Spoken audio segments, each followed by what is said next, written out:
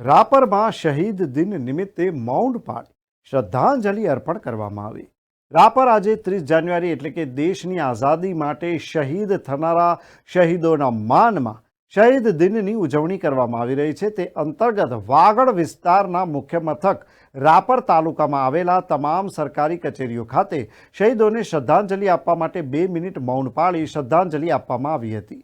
જેમાં રાપર તાલુકા મામલતદાર કચેરી ખાતે મામલતદાર AM પ્રજાપતિ, તાલુકા પંચાયત કચેરી ખાતે તાલુકા વિકાસ અધિકારી AR ત્રિવેદી, વન કચેરી ખાતે RFO SB જેઠા મહિપતસિંહ ચાવડા અને નગરપાલિકા કચેરી ખાતે ચીફ ઓફિસર રવાજી જાડેજા, નવઘણ કડ દિનેશ સોલંકી, મહેશ સુથાર, રાપર પોલીસ મથકે PSI GB માજી રાણા PSI વગેરે હાજર રહ્યા હતા।